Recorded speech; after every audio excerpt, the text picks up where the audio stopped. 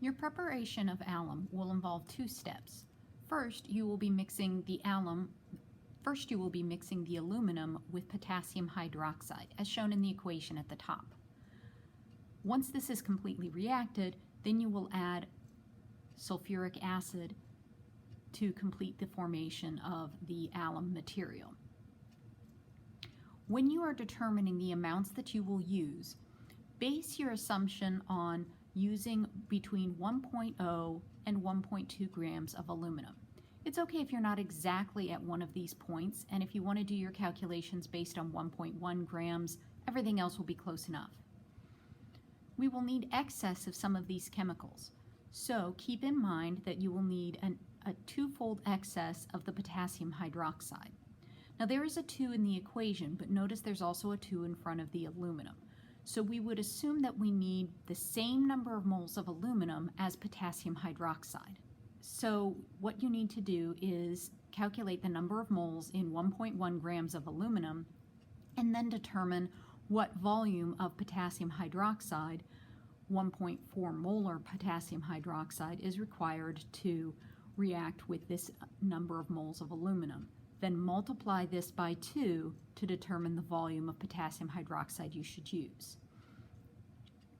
You should also use a 5-fold excess of the sulfuric acid. So however many moles of aluminum you determine, multiply this by 5 to determine the moles of sulfuric acid you need, and then determine the volume of the 9.0 molar H2SO4.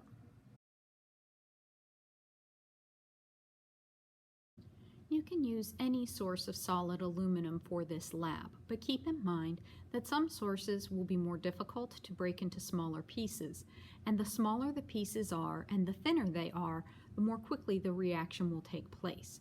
So you may want to use something that is easily torn and is torn into very small pieces. Weigh out your aluminum before you tear it up. Make sure that the mass is between 1.0 and 1.2 grams so that you can have a good measurement of the other chemicals that you are going to need.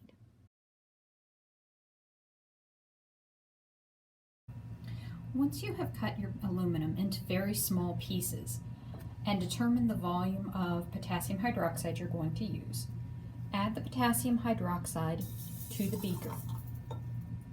Place the beaker on a hot plate on the lowest possible setting to keep the material warm. As the material heats, there will be some bubbling. You can use a stirring rod to push the pieces back down into the potassium hydroxide, and you will want to maintain the volume at approximately the same volume of potassium hydroxide that you added. Too much and your crystals won't form, too little and they will form too quickly. You can maintain this level by using a squirt bottle when the volume decreases due to evaporation. As you heat your mixture, a foam may develop over the top of the heating material. This will lift up scraps of aluminum, so you may need to stir the aluminum or even push down pieces from the side to assure that they are in the mixture of the potassium hydroxide so they can be properly heated and react. The gas that is being formed is flammable, so take caution. Dissolution of your aluminum should only take about 10 minutes. If you still have silver flecks in your solution after 15 minutes, check with your instructor or your TA, both with what's going on in your beaker and with the calculations you use to determine how much potassium hydroxide to add.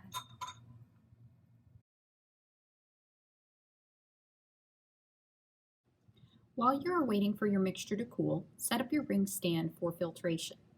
Take a small, clean beaker and place it underneath the ring on the ring stand and place your funnel directly into the ring.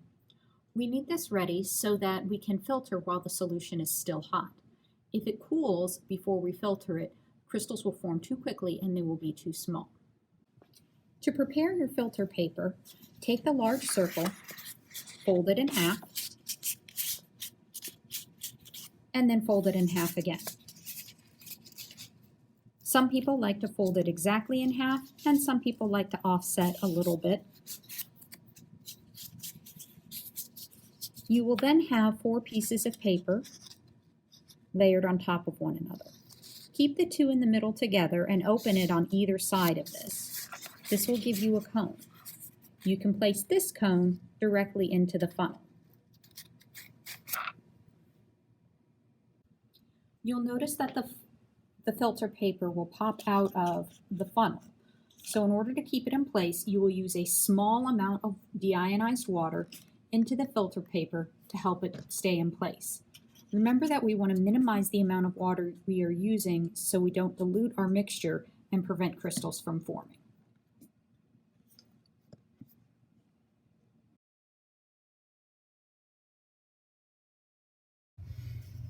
After you have allowed your solution to cool for a few minutes, you're going to add your sodium hydroxide.